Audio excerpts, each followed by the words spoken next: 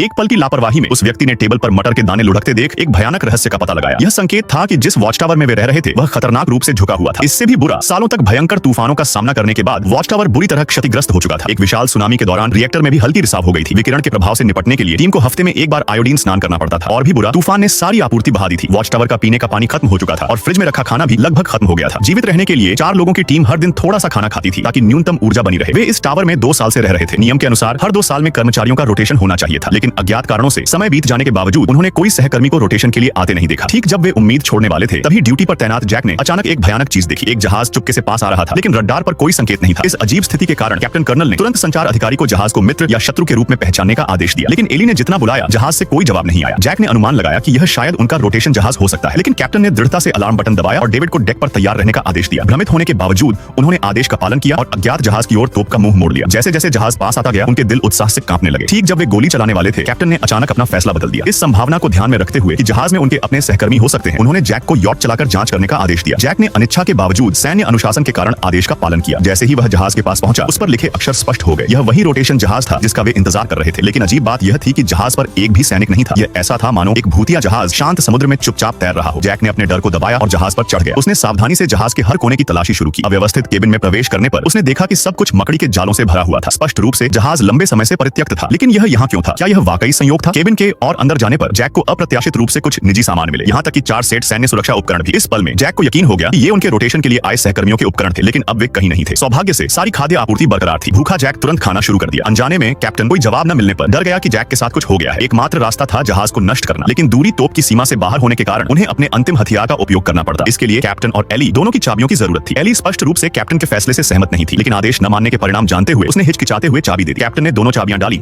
और computer program शुरू किया, और तभी एल ने एक रैंडम लॉन्च पासवर्ड डाला। ठीक जब एली कुछ कहने वाली थी, कैप्टन ने उसे ठंडे दिमाग से खारिज कर दिया। उसी पल जैक को आखिरकार अपने बंद इंटरकॉम की याद आई। इंटरकॉम चालू करते ही वह इतना डर गया कि लगभग अपने ऊपर पेशाब कर बैठा।